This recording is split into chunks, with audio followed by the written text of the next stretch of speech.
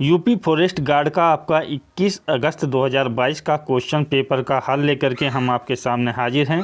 सबसे पहले पार्ट है आपका हिंदी का और इसमें पहला क्वेश्चन है अति का भला न बरसना, अति की भली न धूप, लोकोक्ति का अर्थ। और सही जो आंसर होगा वो सी होगा, किसी भी बात या वस्तु का अधिक होना ठीक नहीं। अगला क्वेश्चन है अपनी करनी पार उतरना, तो इसमें जो सही अर्थ होगा वो होगा पहला ही आंसर, अपने अच्छे कर्म से ही व्यक्ति का कल्याण होता है। तीसरा क्वेश्चन है आटा गीला होना, बहुत ही फेमस है और इसका सही आंसर होगा कठिनाई में पड़ना, बी आंसर। अगला क्वेश्चन है यहाँ पर इसमें कहा गया है फूंक फूंक कर पैर रखना, तो इसका जो सही आंसर होगा वो होगा सोच विचार कर काम करना, डी। अगला क्वेश्चन है वह चम्मच से चावल खाता है, वाक्य में चम्मच से कौन सा कारक है, तो सही जो आंसर हो जाएगा वो ए आंसर होगा, करण कारक।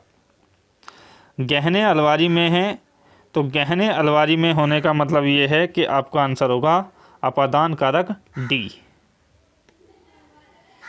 नेक्स्ट क्वेश्चन है आ बैल मुझे मार, इस कहावत का क्या अर्थ है, तो बी इसका आंसर होगा जानबूझकर मुसीबत में पढ़ना। तो देखिएगा आठवां क्वेश्चन है, इसमें पूछा गया है इत्यादि का संधि विच्छेद बताइए, तो सही जो आंसर होगा वो होगा बी ऑप्शन, इति धन आदि।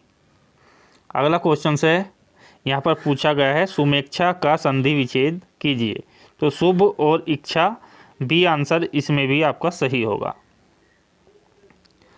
10वें क्वेश्चन की बात की जाए तो इसमें आपका जो सही आंसर होगा वो बी ऑप्शन होगा। अगला क्वेश्चन है व्याकरण की दृष्टि से कौन सा वाक्य अशुद्ध है, तो इसमें अशुद्ध वाक्य आपको छांटना है और अशुद्ध वाक्य जो होगा वो देखिएगा यहाँ पर आपका पहला ही वाक्य है, कृपया आप ही बताएं। नेक्स्ट क्वेश्चन है यथोचित में समास का उदाहरण है, तो सीधी बात है बी आंसर इसका सही आंसर हो जाएगा, अव्ययीभाव समास। अगला क्वेश्चन है कौन सा समास दीर्घु समास का उदाहरण है, दीर्घु समास का जो उदाहरण है वो पहला ही है आपका भला बुरा, भला बुरा इसमें सही आंसर हो जाएगा 13वें क्वेश्चन में। बात का धनी मुहावरे का क्या अर्थ है, तो इसका जो सही अर्थ है वो है आपका वायदे का पक्का होना। नेक्स्ट क्वेश्चन है इसमें पूछा गया है कि नदागम शब्द का संधि विच्छेद क्या है, तो नदी और आगम, इसका जो डी आंसर है वो सही आंसर हो जाएगा, डी वाला। नेक्स्ट क्वेश्चन है यहाँ पर पूछा गया है मन और अनुकूल, इसका जो है संधि बतानी है आपको, तो सही जो आंसर हो जाएगा वो देखिएगा यहाँ पर होगा सी आंसर।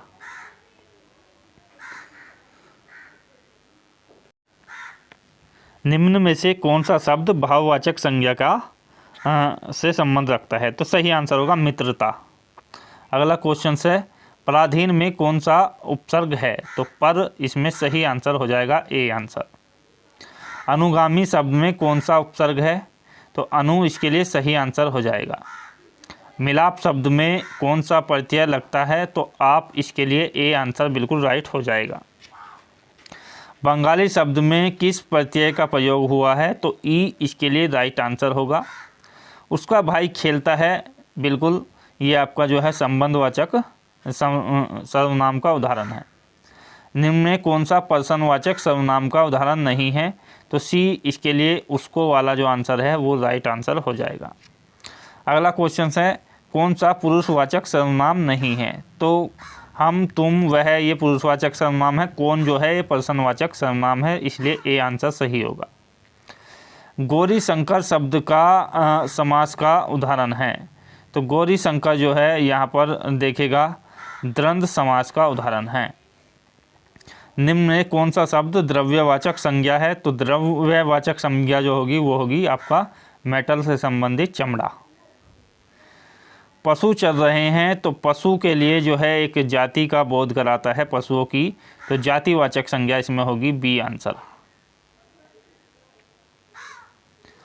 अगले क्वेश्चन में हम देखते हैं प्रेमचंद की करती नहीं है, अर्थात कोई भी रचना जो है प्रेमचंद की नहीं है इनमें से, तो ये जो है आपकी ये मेला अचल जो है फणीश्वर नाथ रेणु की रचना है।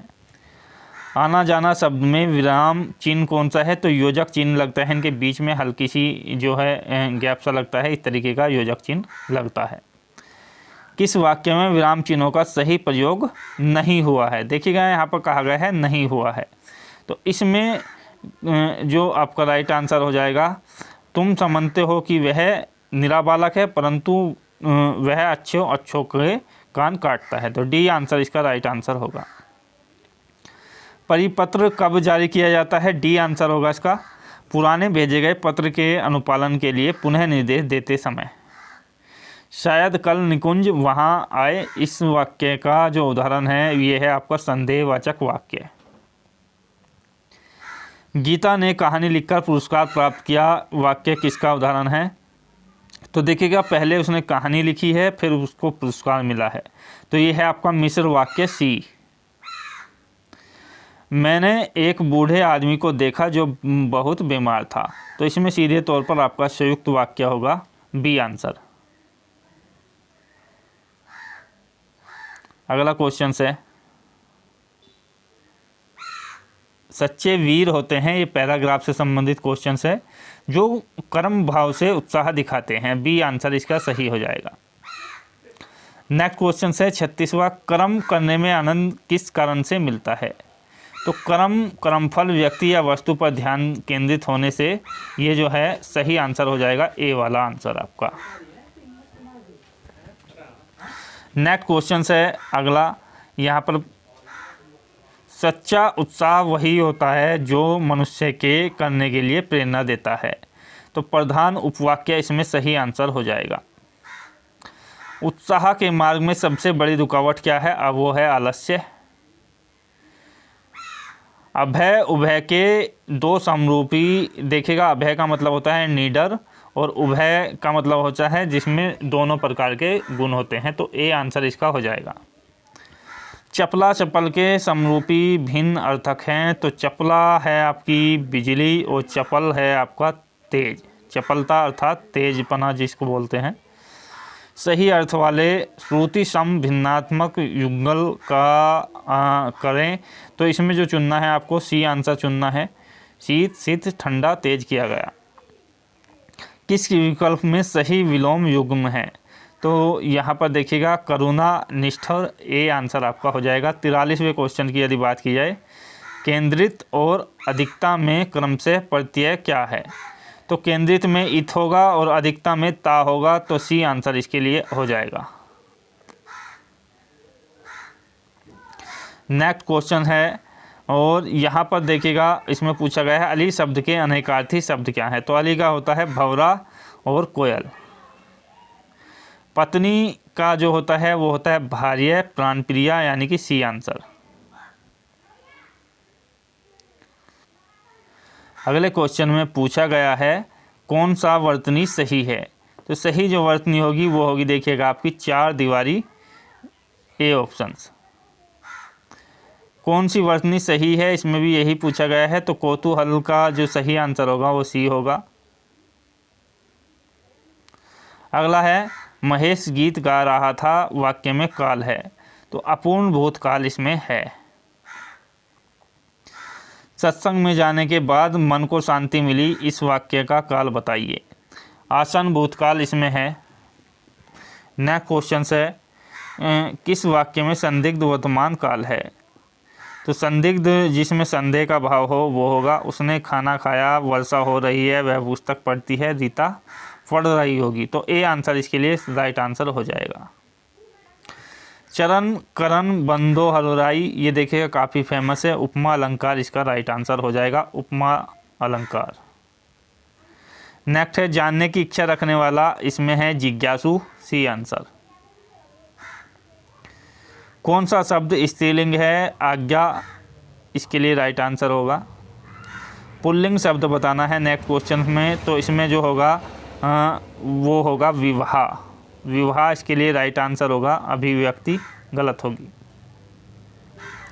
निम्न में किस शब्द की वर्तनी सही है? तो सही वर्तनी जो है विधाता की है। अगला क्वेश्चन से आरवी भाव का विलोम क्या है? तिरोभाव इसके लिए राइट आंसर हो जाएगा। सही विलोम युग्म इनमें से नहीं है, तो सी इसके लिए आंसर सही होगा।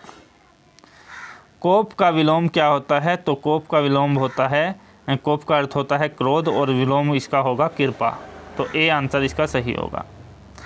लहू का समान अर्थी है, लहू के समान अर्थ रखने वाला है शोणित।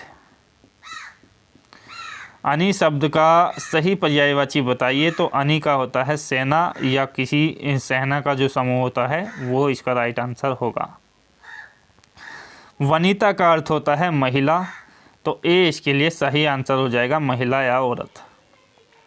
उपकार को मानने वाला होता है कृतज्ञ, जो दिखाई न दे उसको बोला जाता है अदृश्य।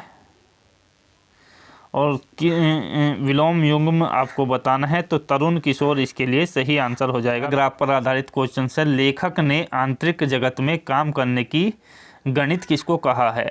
तो सही आंसर है इच्छा न करने को।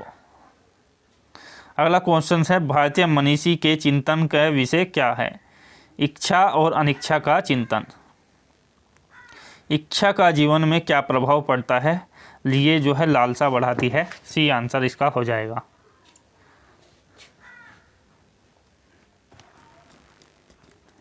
अगला क्वेश्चन है मानव के लिए जीवन एक लंबी मृत्यु कब बन जाता है? इच्छाओं के बढ़ने के कारण ये बन जाता है, तो डी आंसर आपका सही होगा। लालसा शब्द के दो पर्यायवाची क्या हैं? तो लालसा का देखिएगा इच्छा और आकांक्षा, ये दोनों ही क्या है? पर्यायवाची हैं। अगला क्वेश्चन है 70वां क्वेश्चन से जाति शब्द का बहुवचन रूप क्या होगा? जातिया, बी आंसर इसका सही होगा। कौन सा शब्द तत्सम नहीं है? तो तत्सम नहीं है इसमें होगा फूल, आपका सही आंसर। तत्सम शब्द है ये बताना है 4 विकल्पों में से, तो कृपा इसके लिए राइट आंसर हो जाएगा डी। 73वें क्वेश्चन में कौन सा शब्द तत्सम शब्द है? तो तत्सम शब्द जो है इसमें आपका सी आंसर होगा शयपत्नी। 74वां क्वेश्चन है और इसमें पूछा गया है तद्भव शब्द नहीं है, तो तद्भव शब्द इनमें से नहीं है, वो होगा मयूर, डी आंसर। ये क्या है? आपका तत्सम शब्द है। स्कंद का तद्भव रूप है, इसको बोला जाता है कंधा, और इसको संस्कृत में स्कंद बोला जाता है। निम्न में हरिद्रा का तद्भव रूप है, इसको कहा जाता है हल्दी। नेक्स्ट क्वेश्चन है किस वाक्य में अपादान कारक का प्रयोग हुआ है? तो बिल्ली छत से कूदती है, ये क्या है? अपादान कारक है। किस विकल्प में सही शब्द परस्पर पर्यायवाची हैं? तो इसके लिए सी आंसर आपका हो जाएगा नियति, विधि, धीचर। चाय शब्द का प्रयोग हमेशा जो होता है वो होता है, देखिएगा यहाँ पर बहुवचन के लिए। भारतीय शब्द का बहुवचन क्या है? भारतीयों, अर्थात बी आंसर इसके लिए सही आंसर हो जाएगा। तो दोस्तों हिंदी के हमने पूरे के पूरे टोटल आपको 80 क्वेश्चनों के आंसर दिए हैं। कोई डाउट है तो आप कमेंट्स में बताइएगा। वीडियो को जो है लाइक और शेयर कर दीजिएगा। चैनल से आप सभी लोग जुड़ जाइए। जय हिंद, धन्यवाद, जय भारत।